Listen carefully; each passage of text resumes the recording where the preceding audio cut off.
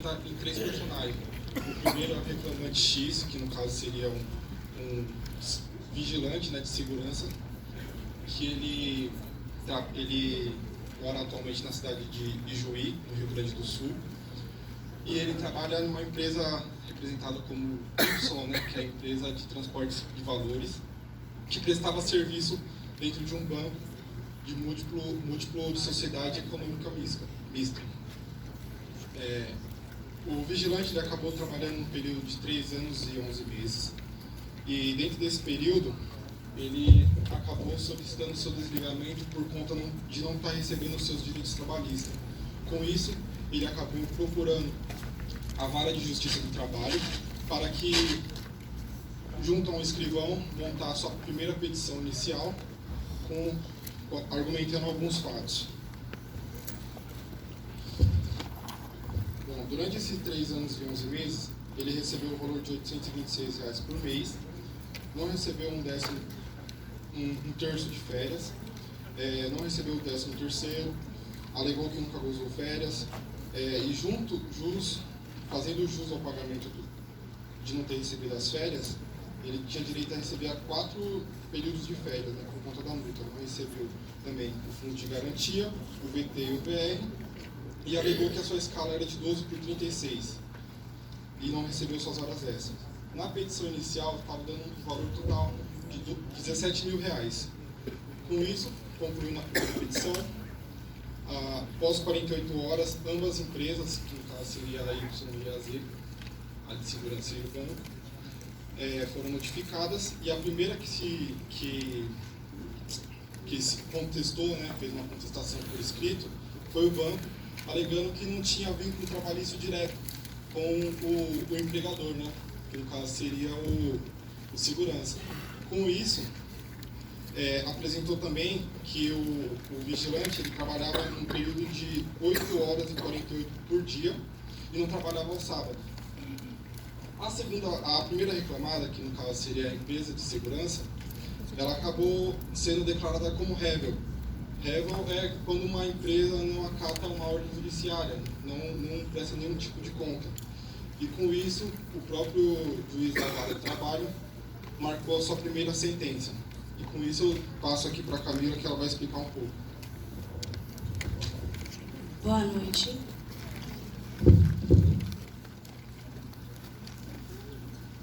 Dando continuidade ao caso, na sentença de primeiro grau, a segunda reclamada pediu uma preliminar, arguida, de litispendência, pois foi promovida pelo Sindicato dos Vigilantes, por uma ação individual. Quando é uma ação individual, ela falou que não podia ser uma ação individual, pois tinha que ser coletiva. Só que o juiz, ele falou que podia ser uma ação individual, pois a lei 8.078/1990, nos artigos 81, 103 e 104 do Código da Defesa do Consumidor, diz ao contrário, que a pessoa ela não induz litispendência para ações individuais. Então, não existia litispendência. Logo em seguida, a segunda reclamada, ela entrou em preliminar de mérito. O banco não seria responsável em termos presentes, pois não tinha vínculo empregatício com um vigilante, e muito menos o despediu. Alegou também que havia contrato de locação de serviço com a primeira reclamada, e que não tinha contrato em cláusula que afastava qualquer responsabilidade com o banco. O juiz rejeitou a preliminar de responsabilidade da segunda reclamada. Em seguida, esclareceu o motivo pelo qual rejeitou a preliminar. E o motivo foi que quando o tomador contrata um serviço, é que ele tem que acompanhar o serviço, e caso haja alguma inadimplência, o tomador de serviço tem o dever legal de fiscalização, porque, havendo o descumprimento das obrigações contratuais, responde subsidiariamente pelo abuso de direito. Em suma, se encontra no Código Civil Brasileiro e na Constituição Federal, artigo 1º, inciso 3º, 4º, artigo 6º e 7º da Constituição Federal de 1988. Desta forma, o juiz do trabalho condenou as reclamadas ao pagamento do salário de dezembro de 2007 e o saldo de 12 dias de 2008. As horas extras, o juiz considerou da petição inicial, como mesmo o Guilherme disse, de 12 por 36, pois as provas que o banco falou, elas não foram comprovadas, então não valeram. As férias, elas foram pagas, as de 2005 e 2006, dobradas e com 1/3 de férias. E as de 2007 e 2006, elas foram pagas de forma simples. O fundo de garantia foi pago também com a multa de 40%. E foi paga as duas reclamadas, tanto a primeira reclamada como a segunda reclamada. O vale transporte também, ele foi pago todo o período contratual, 6% acima do salário básico. A multa do artigo 467 da CLT em cima de 50% das verbas rescisórias. E a multa do artigo 477. Mesmo sendo sem justa causa. A juíza pediu no valor do salário contratual. O reclamante, ele anexou que ele não tinha condições financeiras de arcar com um advogado. Então, ele entrou com assistência jurídica gratuita e pediu para ter 15% da condenação para o advogado, só que aí a juíza só aceitou 10% da condenação. Passo a palavra para a Sônia. Olá, boa noite. Meu nome é Suelen. Estarei apresentando para vocês um pouco sobre a análise do laudo. Como o meu amigo Bruno havia mencionado, foi necessário fazer a análise do laudo para saber se o perito ele conseguiu cumprir com detalhes aquilo que as normas, a NBCPT, Normas Brasileiras do Perito, instituiu. Sendo assim, a primeira evidência que nós vimos foi a linguagem do perito ao fazer a elaboração do laudo pericial, que foi bastante simples, íntegra e exata. Isso se faz necessário, isso é tão importante que tem uma grande interferência na decisão final do juiz, pois se o perito utilizasse uma linguagem muito técnica, às vezes poderia ser que o juiz acabasse se atrapalhando na decisão final. A segunda questão que nós vimos também foi com relação aos quesitos. O perito ele conseguiu atender a todos os quesitos solicitados pelo juiz. Dentre eles está todos os cálculos de débitos trabalhistas, incluindo o cálculo do FGTS e assim por diante, como a nossa colega Camila mencionou. E todos esses valores, eles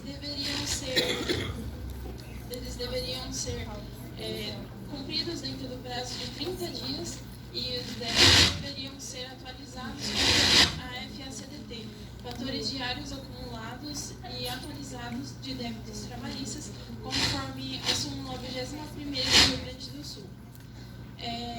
Dessa forma, a metodologia utilizada pelo perito, ele não precisou fazer investigação, não precisou ir atrás dos dados, porque os dados já foram entregues para ele e a única coisa que ele precisava fazer era efetuar com base nos cálculos, e ele se baseou principalmente como prova a legislação. Que o perito ele tenha confiança naquilo que ele está fazendo e demonstre essa confiança. E, baseando-se na legislação, foi uma das formas que o perito utilizou para fazer isso. Isso ele efetuou as diferenças salariais, as horas extras não pagas, também o 13º, as férias não gozadas, e com relação às horas, as diferenças salariais, o perito se baseou no salário mínimo atribuído pelo Sindicato dos Vigilantes. E também, com relação às horas extras não pagas, o juiz havia solicitado que ele fizesse de 50%. Que nesse caso também é importante dizer que, conforme o artigo 128 do CPC de 1973, dizia que o juiz ele é quem decide o limite para julgar. Porém, conforme a nova atualização do CPC, agora de 2015, o artigo 141, diz que o juiz ele julgará conforme os limites propostos pelas partes. Agora estarei passando a palavra para a Camila.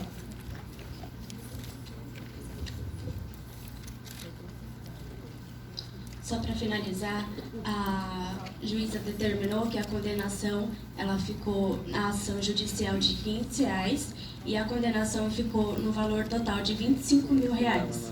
A segunda e a primeira reclamada ficou responsável por pagar esse valor. Agora eu passo a palavra para a Charlene.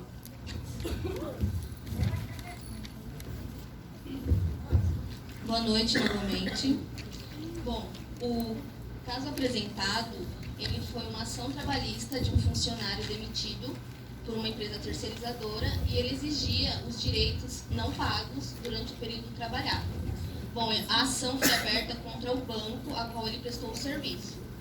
Ele ganhou o processo principalmente pela ausência da empresa que ele de fato trabalhava, que era a prestadora de serviço, e porque não foi apresentada nenhuma prova que fosse contra os direitos que ele estava exigindo. Então, como o banco, ele entrou com ação contra o banco ficou totalmente responsável em pagar os valores que foi estipulado pelo juiz na ação. Bom, essa situação ela mostra a importância ao se contratar um serviço. Sempre estar atento para ver se a empresa está seguindo todas as normas e se está dentro da legislação. E trazendo para os dias de hoje, o banco ele não arcaria com os pagamentos, porque com a reforma ela teria o papel de empresa solidária, subsidiária, e a única responsável pelo pagamento seria a empresa prestadora do serviço. O banco só pagaria de fato caso essa empresa, por algum motivo, não fosse localizada. Uma outra observação é que, como o funcionário ele não contratou um advogado especialista na área trabalhista, alguns outros direitos que ele poderia ter solicitado, ele acabou perdendo.